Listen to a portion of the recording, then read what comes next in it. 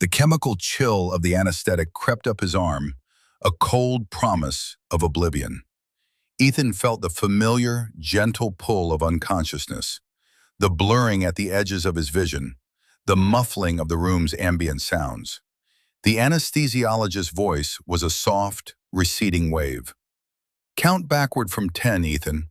You'll be asleep before you get to 7. Ethan closed his eyes, surrendering to the process. 10. The rhythmic beep of the heart monitor began to slow in his perception. 9. A distant clatter of surgical tools being arranged. 8. He felt the heavy blanket of sleep about to descend. But it didn't. The weight pressed down, paralyzing him, cementing his limbs to the operating table. His eyelids were leaden, his jaw locked, his lungs breathing on a rhythm not his own. The world outside, however, did not fade to black. It sharpened. The beeping of the monitor became a metronome marking his terror. The muffled voices clarified, snapping into focus with an impossible, terrifying precision. He was adrift in the dark, a silent passenger in his own inert body. Panic, cold and sharp, tried to spike through him, but the drugs held it at bay, leaving only a pure, crystalline awareness. He couldn't move. He couldn't scream. He could only listen. He heard the surgeon's calm, professional tones discussing the procedure, a routine arthroscopy on his knee, the result of an old college sports injury.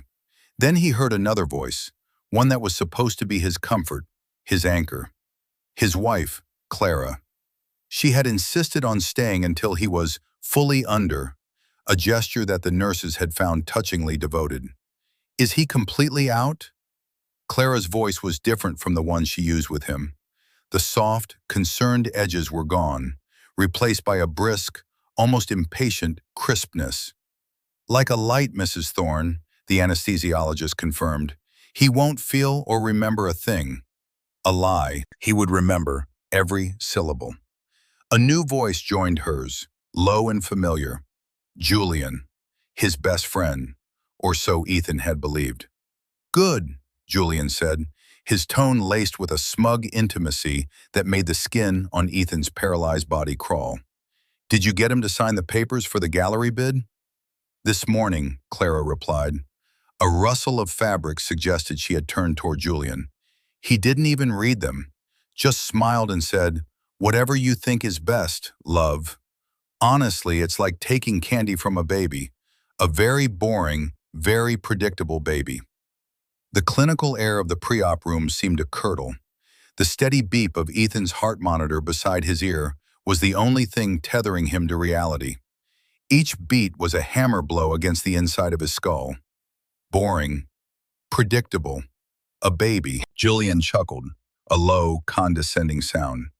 "His predictability is his greatest asset, my dear. It's funded our entire world. Just look at him lying there, so placid, utterly clueless. Does he have any idea how much the Hamptons house is really costing us?" "He thinks the initial budget is still the final number," Clara said, and Ethan could hear the smirk in her voice. "He just keeps transferring the money when I ask. He's a perfect engine, Julian. He works, he earns, and he never, ever asks the right questions. All that dignity and quiet integrity he's so proud of is just a crippling lack of imagination." The surgeon, perhaps sensing the inappropriate nature of the conversation, cleared his throat. "We'll be starting now. It's best if you both wait outside." "Of course," Clara said, her voice shifting back to the mask of the caring wife. "Please take good care of him." The words were a bitter mockery. He heard their footsteps receding, the soft click of the door closing. But their words remained, seared into his mind, echoing in the terrifying silence of his paralysis. He wasn't just a husband, he was an engine, a tool, a placid, clueless baby whose only virtue was his ability to generate funds for a life he wasn't truly a part of. A life his wife and best friend were living together, behind his back, funded by his labor. In the cold, silent darkness of the operating room, under the surgeon's knife, a different kind of procedure began. The Ethan who had been wheeled into this room was being carefully, methodically excised. A new man was being born in his place, one who was silent, watchful, and utterly, terrifyingly awake. The surgery on his knee would take an hour. The reconstruction of his life would take much longer. And it would be a work of breathtaking precision. We all have moments that define us, moments that slice our lives into a before and an after. For Ethan, this was it. That cold, sterile room became the birthplace of a terrible clarity. If you've ever felt underestimated, if you've ever had your kindness mistaken for weakness, then you know the fire that was just kindled in Ethan's soul. Let me know in the comments where you're watching from as we follow Ethan on this journey. And if you're ready to see how a man they called a boring, predictable baby dismantles an empire of deceit, make sure you've clicked that like button and subscribe to the channel. You won't want to miss a single moment of what comes next. 6 months before the surgery, the world had still been painted in the soft hues of Ethan's own trust. The scene was a dinner party at their city penthouse, a glittering affair Clara had orchestrated with her usual flawless, expensive taste. The air hummed with the quiet confidence of old money and the louder chatter of the newly arrived. Floor-to-ceiling windows revealed a tapestry of city lights, a view that had cost a fortune, a view Ethan had paid for but rarely had the time to admire. He was, as always, working. Ethan stood slightly apart from the main group, nursing a glass of sparkling water. He wore a simple, well-tailored dark suit, a uniform of quiet professionalism that contrasted sharply with the more flamboyant fashions of Clara's friends. He felt, as he often did at these events, like a well-dressed ghost, the silent benefactor of a party he didn't quite belong to. Clara was the vibrant center of it all. She moved through the room in a shimmering silver dress, her laughter bright and melodic. She was telling an animated story to a rapt audience that included her parents, Robert and Eleanor, and of course, Julian. Julian leaned against the marble mantelpiece, a vision of casual elegance in a bespoke jacket, his eyes fixed on Clara with an admiration that felt far too proprietary. And so I told the gallery owner, "If you want my patronage, you'll find me a Cellini from his Blue period. I'm not interested in his later, more commercial work," Clara finished, to a ripple of appreciative murmurs. She had developed a passion for art collecting in the last few years, a passion that coincided with the explosive growth of Ethan's consulting firm.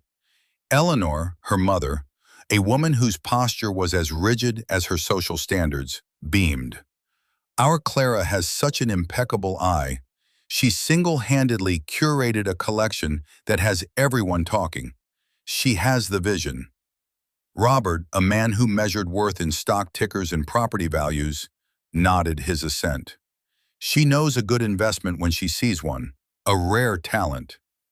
Ethan listened, a faint, unreadable smile on his lips.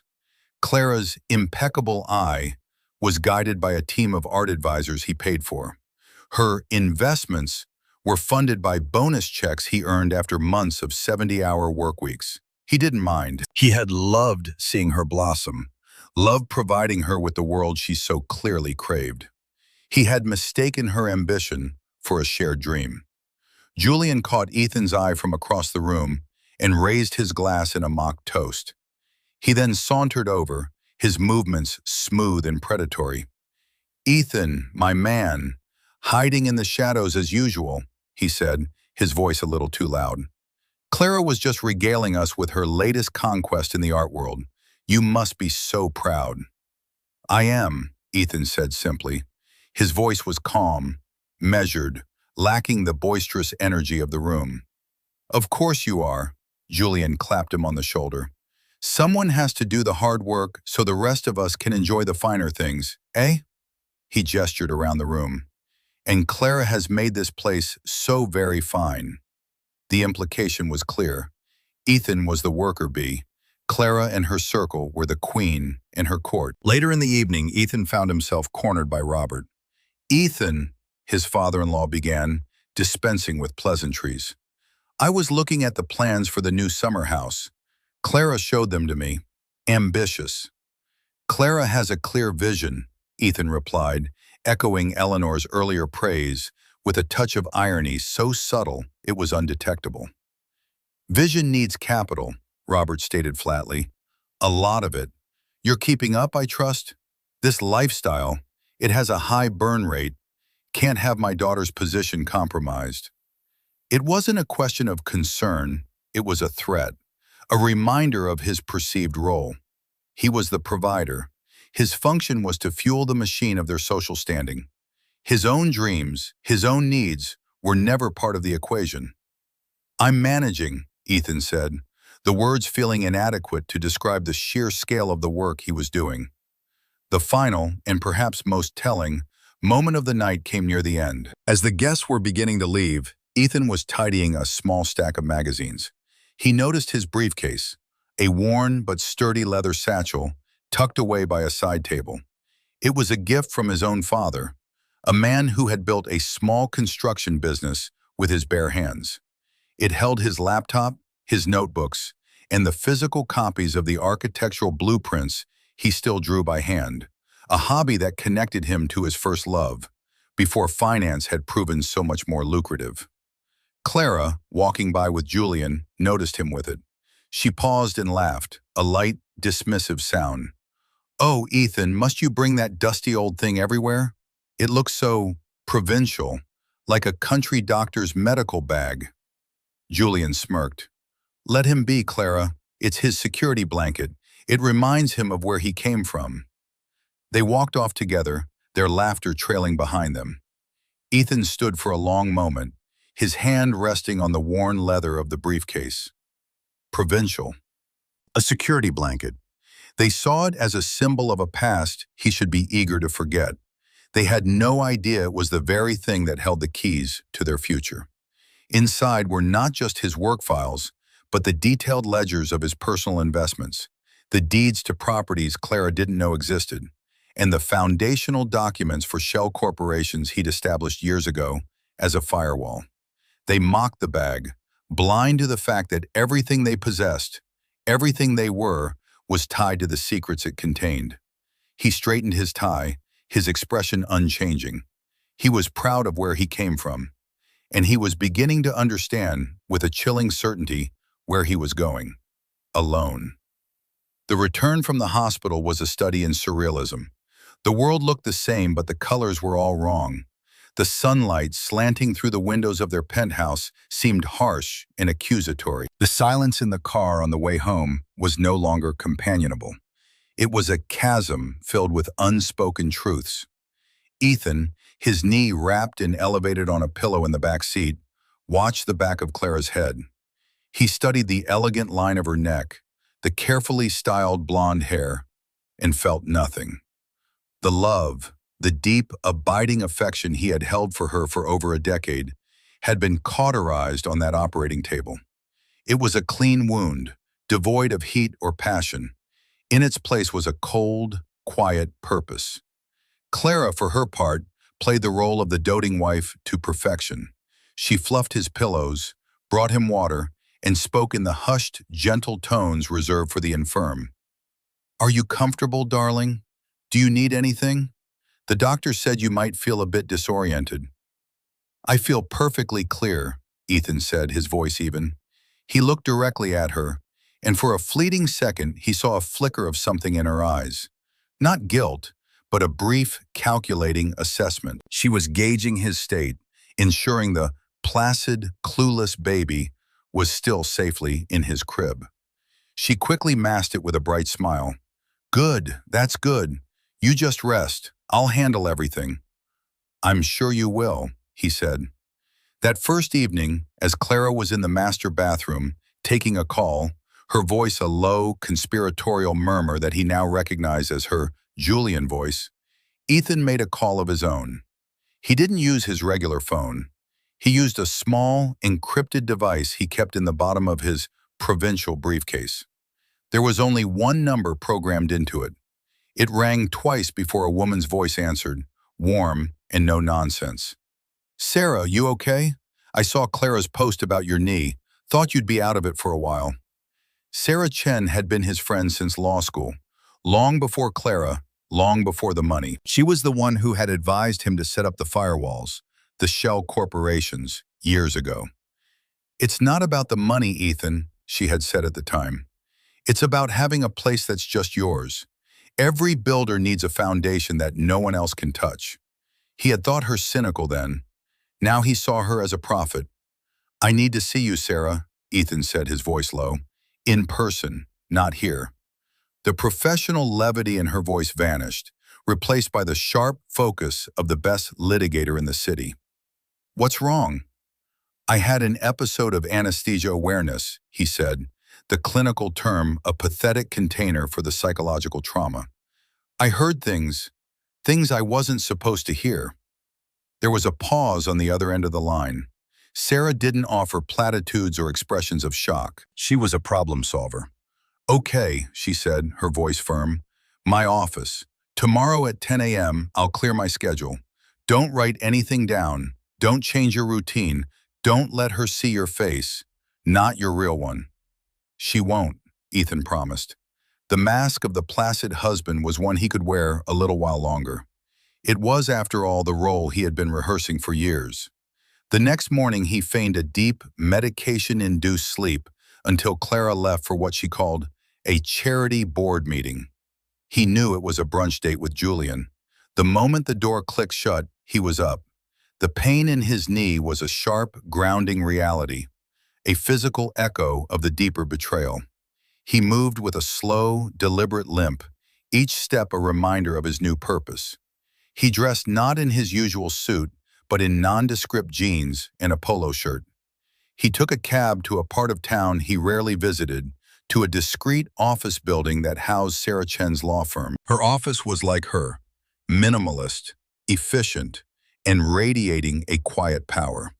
She poured him a coffee without asking and sat opposite him, her gaze direct and patient. "Tell me everything," she said, and he did. He recounted the conversation in the pre-op room, word for word. He didn't embellish or add emotion. He presented it like evidence, a deposition of his own heart's murder. As he spoke, he watched Sarah's face transform from concerned friend to formidable lawyer. Her expression hardened, not with pity for him, but with a cold fury on his behalf.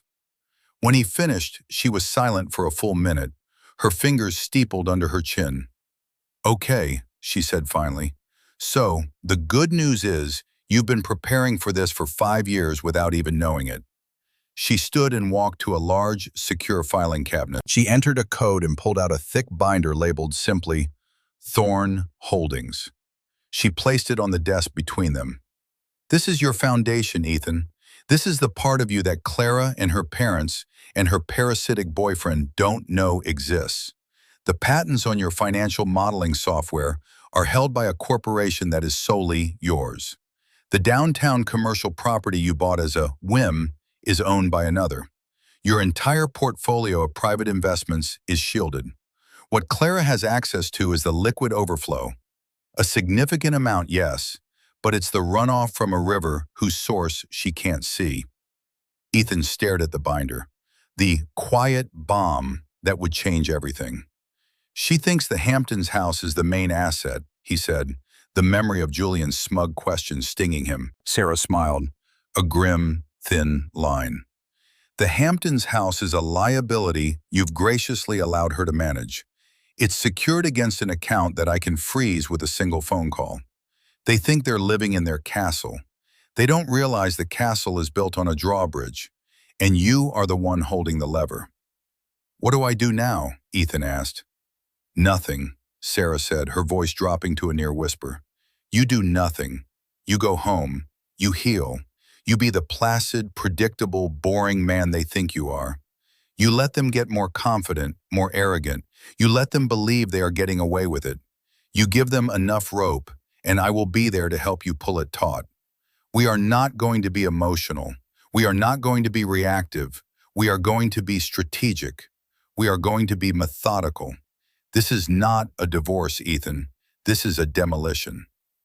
He left her office feeling lighter than he had in days. The pain in his soul had not vanished, but it had been transformed. It was no longer a wound, it was fuel.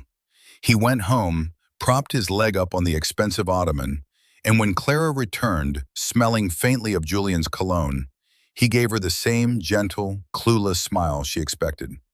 The engine was running perfectly. The trap was set. The weeks following the surgery became a long, quiet act of theater. Ethan played his part with a discipline that would have impressed a seasoned actor. He was the convalescing husband, mild-mannered and preoccupied with his physical recovery. He moved through their opulent apartment with a slow, deliberate limp, a constant, visible reminder of his supposed vulnerability. In truth, his mind was moving faster and more clearly than ever before. Clara, misinterpreting his silence as a post-operative malaise, grew bolder. The condescension that had once been subtle now became the main tenor of their interactions. She treated him like a patient, a ward, a man whose opinion was no longer a necessary component of their life together. This new dynamic was put on full display during a Sunday dinner at her parents' estate in Connecticut. Robert and Eleanor's home was a monument to their obsession with status. A sprawling neo-Georgian mansion filled with heavy antique furniture and ancestral portraits of people they weren't actually related to. The air was thick with the scent of old money and fresh polish. Dinner was served in a formal dining room that could have seated 30. Tonight, it was just the four of them, an intimate setting for a ritual humiliation. "Ethan, you're looking a bit better," Eleanor commented, peering at him over her spectacles as if he were a specimen under a microscope. "Though still terribly pale, this whole ordeal has taken quite a toll, it seems." "I'm recovering," Ethan said, his voice neutral. Clara jumped in, placing a proprietary hand on his arm. "He's been so brave, but it's really knocked the wind out of him.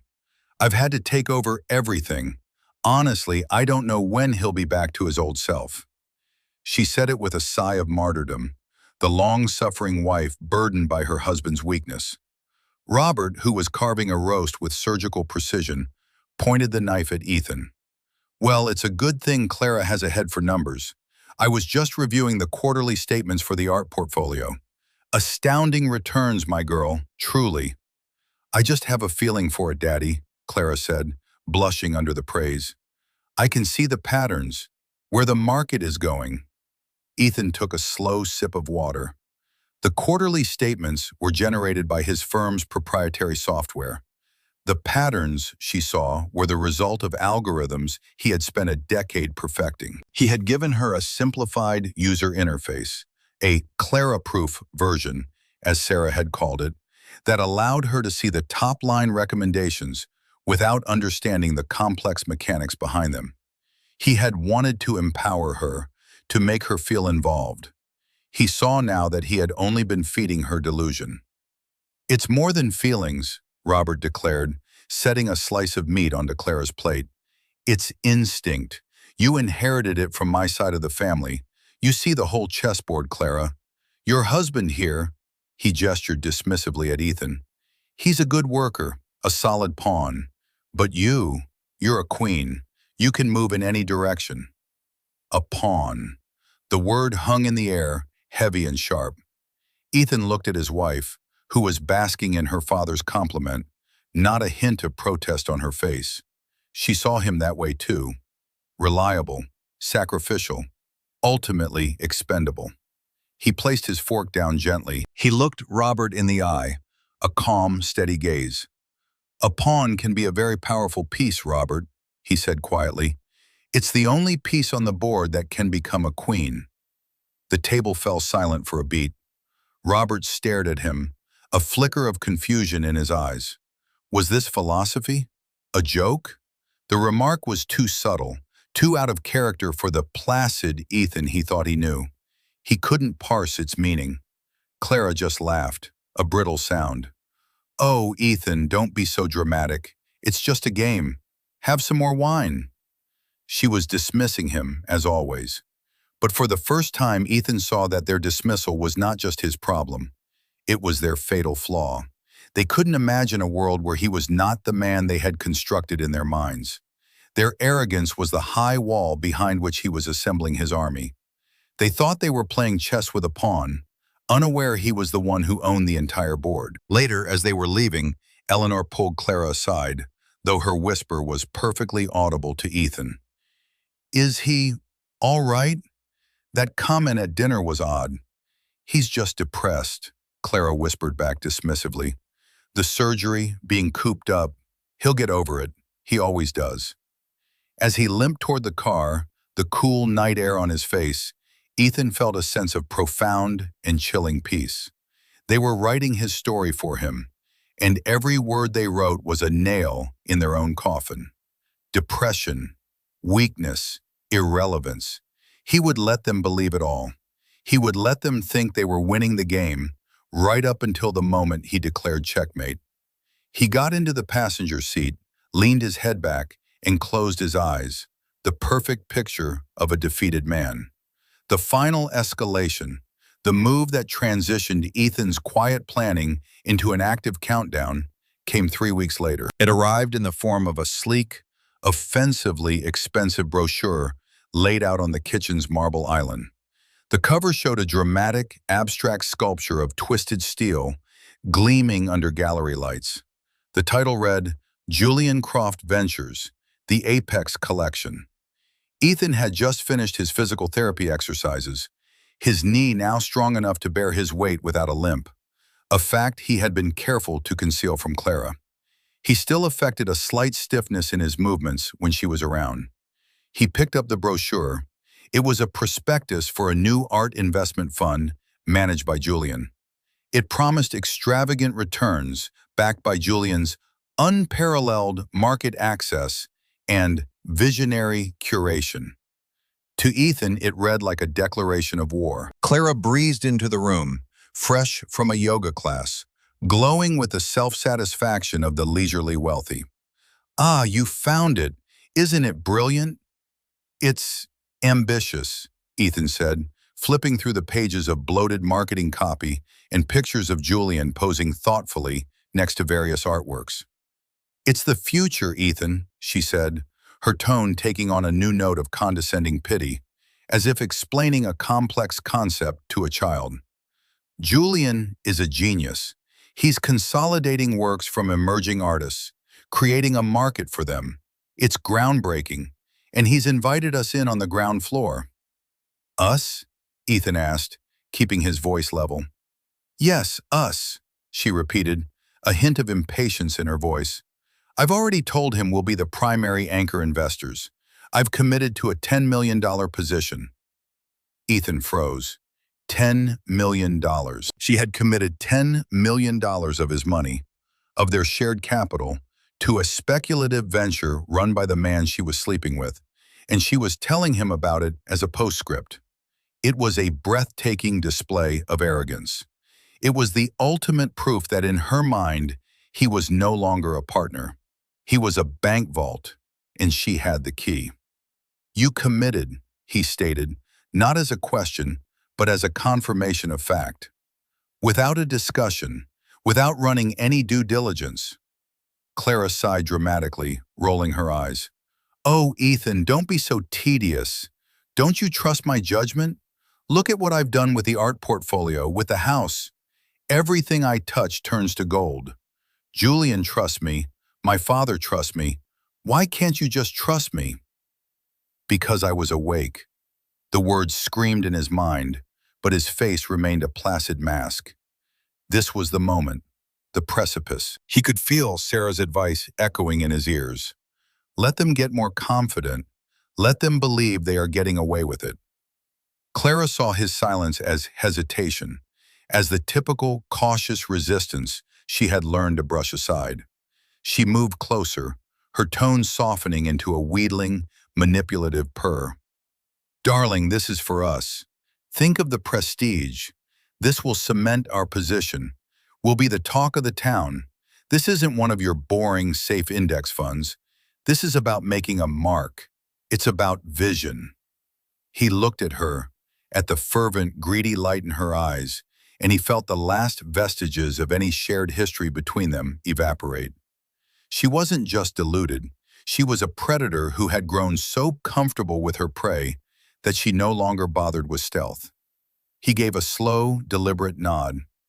"Okay, Clara." Her face broke into a triumphant, dazzling smile. She had won. The boring, predictable baby had been soothed. "Really? Oh, Ethan, that's wonderful. I knew you'd see it.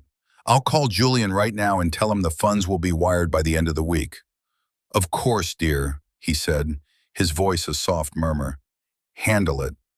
She kissed him quickly on the cheek, a dry, dismissive peck, and practically danced out of the room, her phone already to her ear.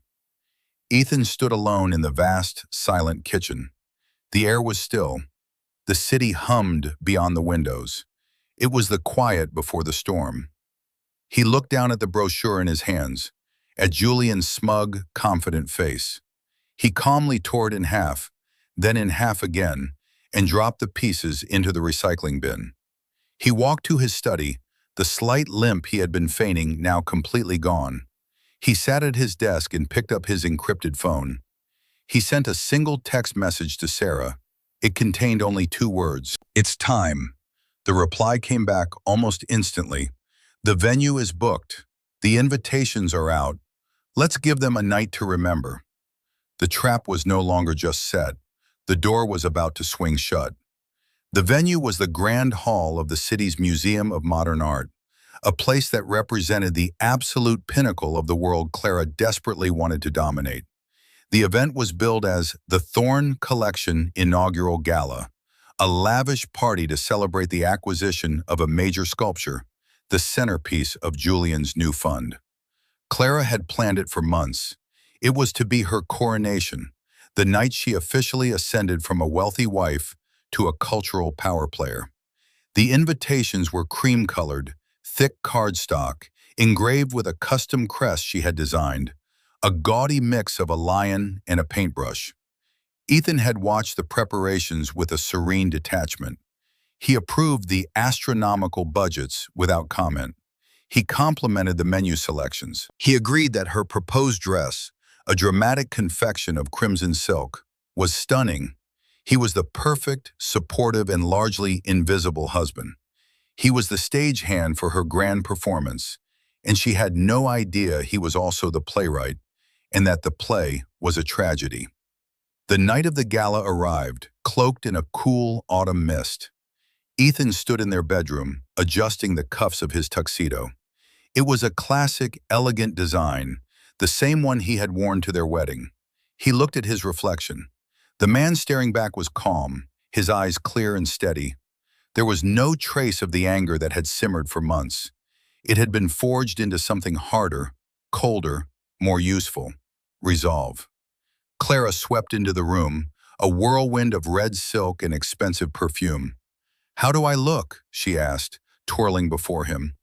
"Like a queen," he said, the word carrying a weight only he understood. She beamed, accepting the compliment as her due. "And you," she said, straightening his bow tie with a gesture that was more about asserting control than affection. "You look fine. Just try to mingle tonight, Ethan. Don't just stand in a corner with your briefcase." She laughed at her own joke. "I didn't bring it tonight," he said smoothly. "I have everything I need right here."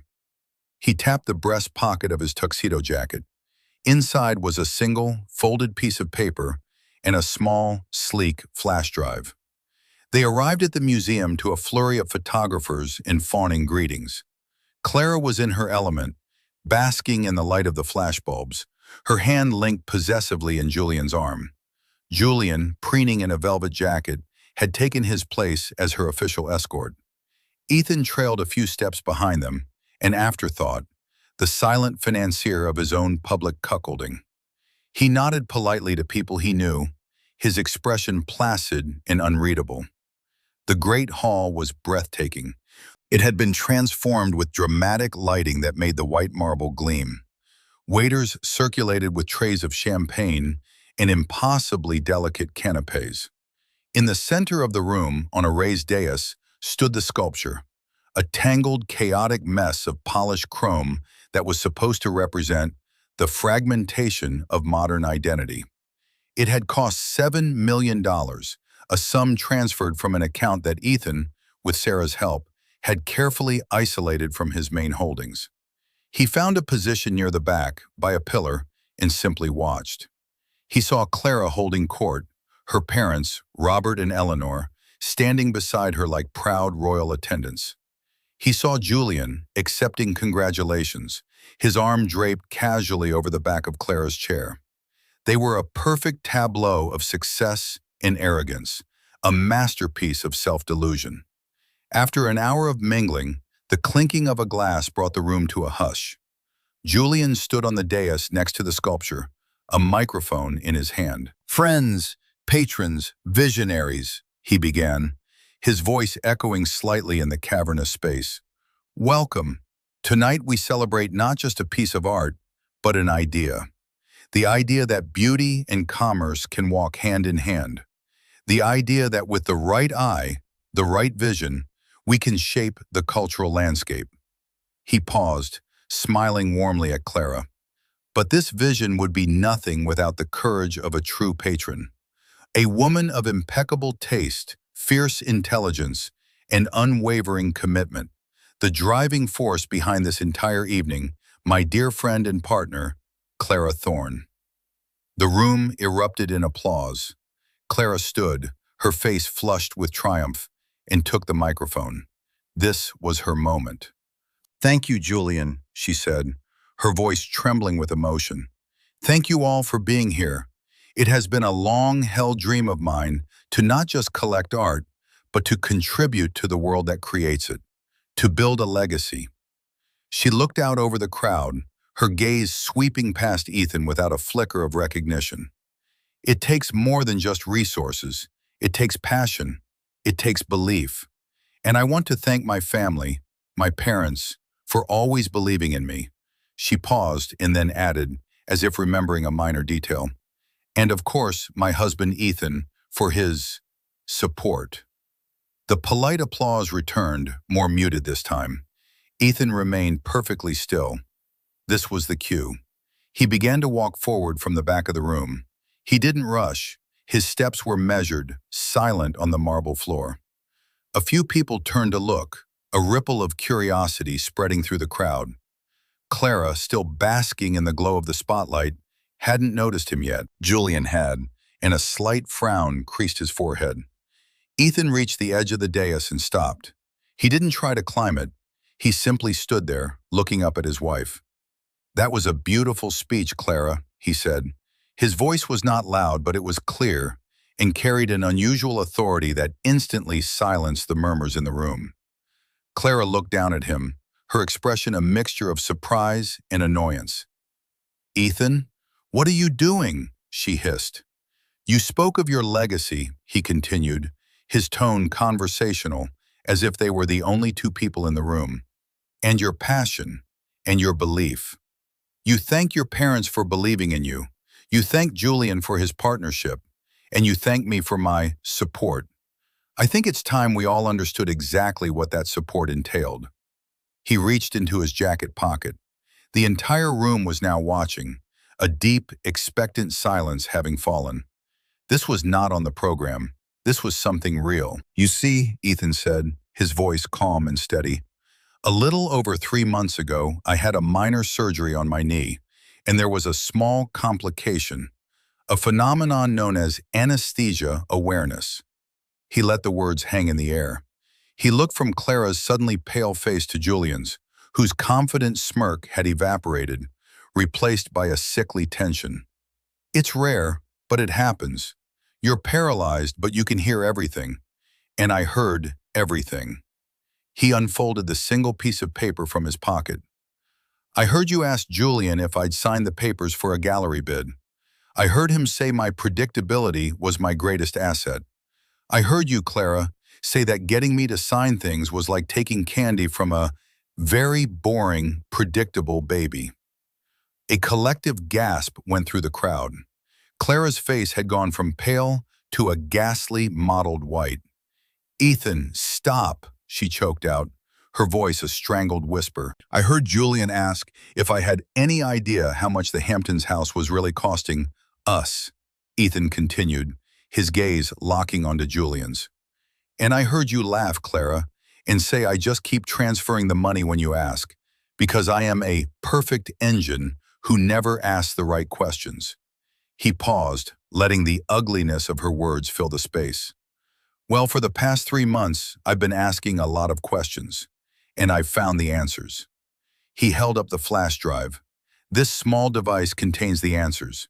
It contains the real financial statements, not the simplified ones I created for you, Clara. It shows that my support was not support. It was the entire foundation, the ground beneath your feet, a ground I'm afraid that is no longer there." He looked at Julian. "It contains a forensic accounting of your Apex Collection Fund, which is little more than a Ponzi scheme designed to pay off your massive personal debts. The lead investor, whose $10 million contribution you secured." He gave a small, sad smile. "That transfer was from an account I had slated for closure. The transfer was flagged, and it triggered a full-scale investigation by the SEC. I believe their agents are waiting for you at your office, Julian." Julian's face crumpled. He looked like he had been physically struck. He stumbled back, away from the microphone, away from Clara. Finally, Ethan's gaze returned to his wife, who was standing frozen, her crimson dress a splash of blood against her ashen skin. Her parents, Robert and Eleanor, were staring, their faces masks of horror and disbelief. "And as for our assets, Clara," Ethan said, his voice softening with a terrible pity, "the penthouse, the art on the walls, this very party, they were all financed through Thorn Holdings, my holdings. As of an hour ago, the board of that holding company, which consists of myself and my legal counsel, voted to liquidate all non-essential, high-risk assets to cover the liabilities you and Julian incurred. The house, the cars, this sculpture," he gestured to the chrome monstrosity. "The museum has been notified that the payment was fraudulent. They will be returning it. Your legacy, Clara, has been recalled." He stood there in the deafening silence, the quiet man from the corner of the room, the boring pawn. And he had just cleared the entire board. The silence in the great hall was a physical thing, a heavy, suffocating blanket that smothered all sound. It was broken by a single, sharp, guttural sob from Clara. The sound was ugly, stripped of all her practiced elegance. She stared at Ethan, her eyes wide with a dawning, uncomprehending horror. The world she had built, the identity she had so carefully curated, had been dismantled in less than 5 minutes by the man she thought was her foundation stone, but who had just revealed himself to be the architect of its demolition. "No," she whispered, the word barely audible. "You're lying. You can't." "It's already done," Ethan said, his voice devoid of triumph. He sounded weary, like a man who had just completed a long and distasteful task. From the edge of the crowd, a figure emerged, moving with crisp, professional purpose. It was Sarah Chen, dressed in a severe black suit, holding a leather folio. She walked past the stunned guests as if they were statues and stood beside Ethan, a silent, formidable presence. She didn't look at Clara. She addressed the room. "As counsel for Mr. Ethan Thorne and Thorne Holdings," she announced, her voice ringing with legal authority, "I can confirm that all statements made by my client are factually accurate. The relevant financial disclosures and legal notifications have been filed. For any members of the press present, a full statement will be released in the morning." Julian, who had been inching toward a side exit, froze as two stern-looking men in dark suits stepped forward to block his path. They were not museum security. Their jackets were cut to conceal holsters. One of them spoke, his voice low but firm. "Julian Croft, we need you to come with us." Julian's face, already pale, turned the color of ash. He didn't protest. He simply deflated, all the swagger and charm gone, leaving only a hollowed-out, terrified man who was escorted from his own party like a common criminal. Now all eyes turned back to Clara. The spell was broken. The guests, her friends, began to murmur. They weren't murmuring in sympathy.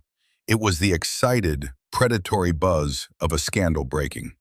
They began to back away from the dais, from her, as if her failure were a contagion. Her social currency, built on a mountain of Ethan's money and her own lies, had just been rendered worthless. Robert and Eleanor finally snapped out of their stupor. They rushed to the dais, their faces contorted with rage and panic. "Ethan, what is the meaning of this?" Robert bellowed, his voice shaking. "How dare you humiliate my daughter, our family, in public?" Ethan looked at his father-in-law, the man who had called him a pawn. "Humiliate her?" he asked, his voice still unnervingly calm.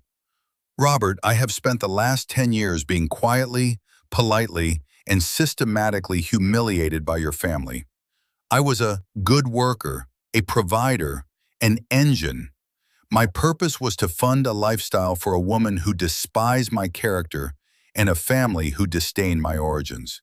You're not angry that I was humiliated. You're angry that the engine has finally been turned off."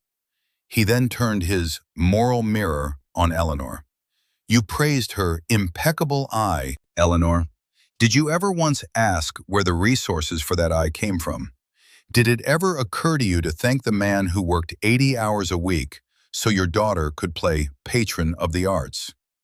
Eleanor flinched, her rigid posture crumbling. There was no answer.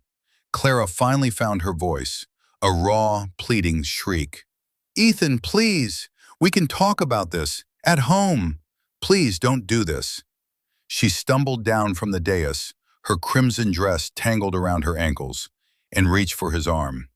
He stepped back, a small, precise movement that put him just out of her reach.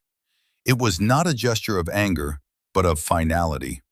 It was the closing of a door that would never open again. "There is no home, Clara," he said, and for the first time, a flicker of the deep, cold pain he had suppressed showed in his eyes. "You and Julian made sure of that. You made it a stage for your affair and a monument to your greed.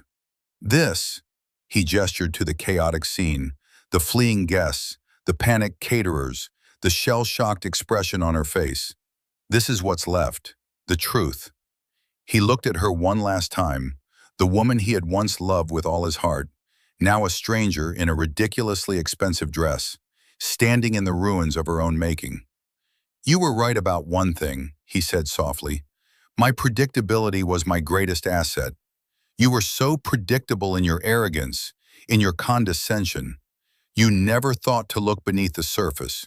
You never thought the boring, predictable baby might one day grow up." Without another word, he turned and walked away.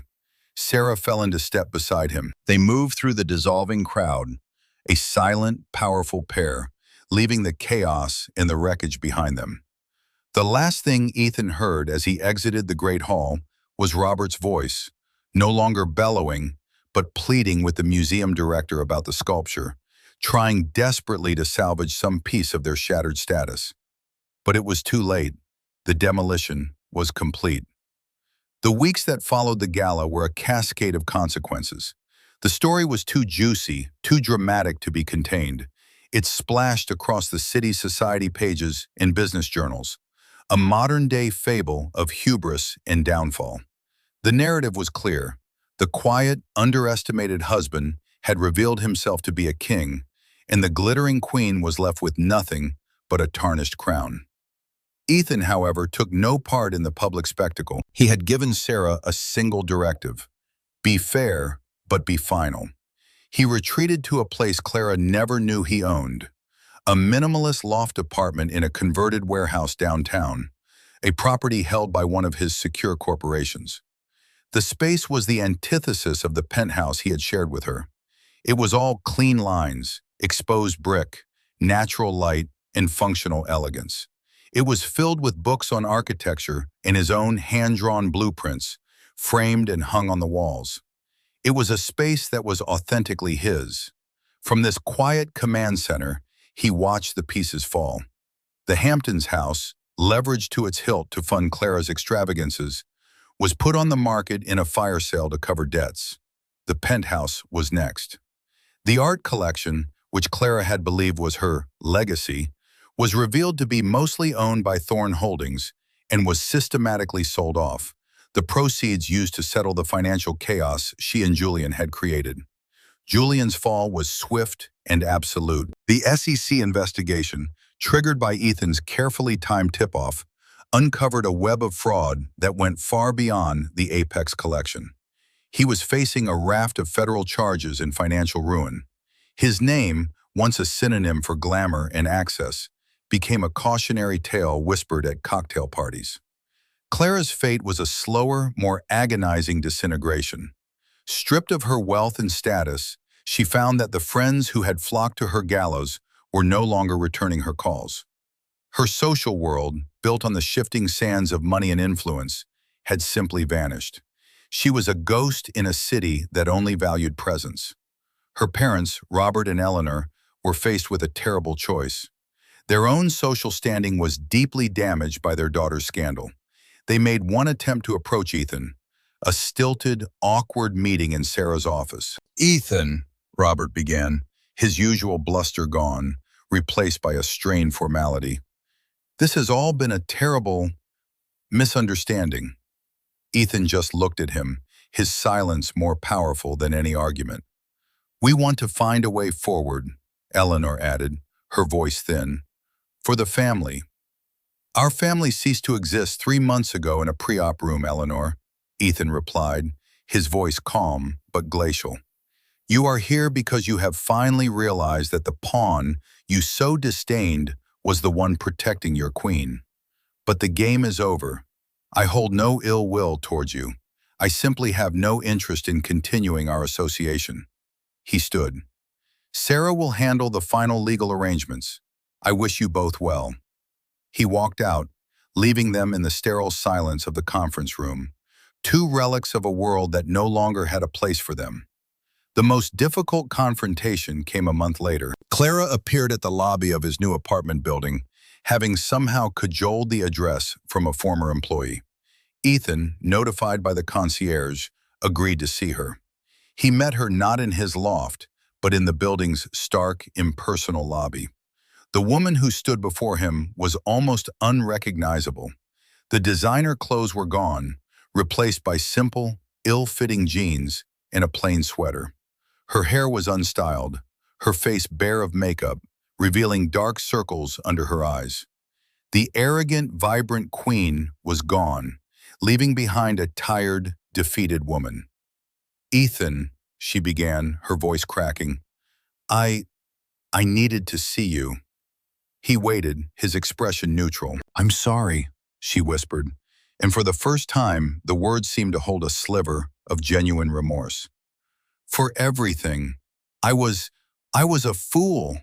I was blind. I got so caught up in that world, in the lights, in the attention. I lost myself. I lost you."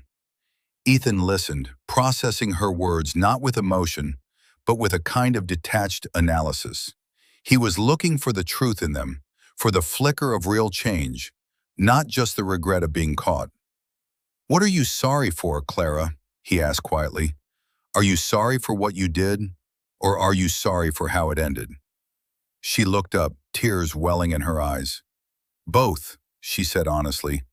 "I'm sorry for hurting you. I never thought of you as an engine, not really. I loved you once. I just forgot how. And I'm sorry I lost all of this." She gestured vaguely, not at the lobby, but at the life that had evaporated. He nodded slowly. It was as honest an answer as she was capable of giving. "I believe you," he said, and he meant it. He believed she was sorry now. But sorrow was not a currency that could purchase forgiveness. Not for this. "What happens now?" she asked, her voice small. "For me?"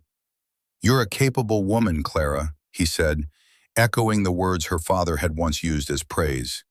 "You have a good education. You're resilient. You'll have to build something of your own now, something real." He had made sure through Sarah that the divorce settlement was not punitive. It was fair. She would not be destitute, but she would never again live the life of effortless luxury she had known. She would have to work. she would have to find her own worth, stripped of the status and wealth she had hidden behind. It was, in its own way, a chance at redemption, but one she had to earn entirely on her own. "Goodbye, Clara," he said softly. He turned and walked toward the elevators, not looking back. He knew that if he did, he would see her still standing there, a solitary figure in a world that no longer recognized her. The reversal of fortune was complete. The diminished now held all the power, and the powerful had been utterly diminished. 6 months later, the city was emerging from the gray chill of winter into the tentative warmth of spring. The scandal had faded, replaced by new headlines, new dramas. For Ethan, the past year felt like a lifetime ago, a chapter from someone else's biography. His new life was defined by a quiet, deliberate purpose. He had stepped back from the high-pressure world of financial consulting, keeping only a few clients he genuinely respected. His main focus had returned to his first love, architecture. His firm, Thorne Design and Structure, occupied the top floor of the warehouse building where he lived. The space was his masterpiece, a physical manifestation of his new ethos. Sunlight streamed through massive skylights onto drafting tables and architectural models. The designs were for community centers, affordable housing projects, and public parks. He was building things that were real, things that served a purpose beyond just accumulating wealth. He was no longer the engine for someone else's dream. He was the architect of his own. One afternoon, Sarah stopped by the office, a rare, informal visit. She looked around the sun-drenched studio, at the young, energetic architects working collaboratively, at Ethan, who was sketching intently on a large blueprint. He wore jeans and a simple gray t-shirt, his sleeves rolled up. He looked younger, more at peace than she had ever seen him. "Well," she said, leaning against a drafting table, "this is a little different from the penthouse." Ethan looked up and smiled, a genuine, easy smile. "It's better. The view is of things being built, not just things that have been bought." "I have the final divorce decree," she said, sliding a folder onto the table. "It's officially over." "Okay," he said, his gaze not leaving her face. "Thank you, Sarah, for everything." "You did the hard work, Ethan," she said. "I just filed the paperwork. I do have some news, though, about Clara." Ethan's smile didn't falter. He was no longer emotionally tethered to her name. "Is she all right?" "She's finding her way," Sarah said, choosing her words carefully. "She moved out of the city, took a job managing a small art gallery in a town upstate. A real one this time, the kind with local artists and cheese and cracker openings." She paused. Her father's firm took a huge hit after the scandal. Robert was forced into early retirement. They had to sell the estate. Poetic justice. The man who measured worth in property values had lost his own. The woman who craved the peak of the art world was now working in its foothills. The consequences were proportional, not cruel. "Good," Ethan said, and the word held no malice. "I hope she finds what she's looking for." He truly meant it. His victory was not in her downfall, but in his own liberation. Her future was her own to write, and he was no longer holding the pen. "And you?" Sarah asked, her lawyerly demeanor softening.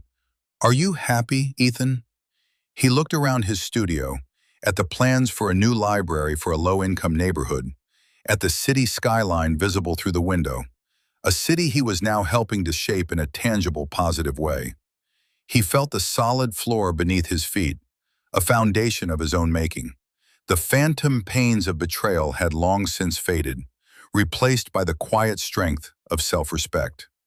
"I am," he said, the two words simple, devastating, and final in their truth. "I have integrity. I have purpose. I've learned that true wealth isn't about what you can buy, but what you can build. And true strength isn't about the power you display, but the character you hold on to when no one is watching." He had been tested in the fire of betrayal and had emerged not burned, but forged. The underestimated hero had not just won, he had become whole. He picked up his pencil and returned to his blueprint, a man at peace, building a new world from the ground up, a world where his worth would never again be up for negotiation. Ethan's story is a powerful reminder that our true value is not determined by the labels others put on us. It's not about status or wealth or the applause of a crowd. It's about the quiet integrity we maintain in the face of disrespect, the patience we show when we are underestimated, and the courage to reclaim our own narrative. They called him a pawn, but he knew the whole time he was the king. What do you think is the most important lesson from Ethan's journey? Was his response justified, or could he have taken a different path? I'd love to read your thoughts and experiences in the comments below. Sharing our stories is how we build our own foundations of strength. Thank you for joining us on this journey. If you found inspiration in Ethan's story of vindication and renewal, please give this video a like and subscribe to the channel for more stories that empower and uplift. Until next time, remember to be the architect of your own life and build something beautiful.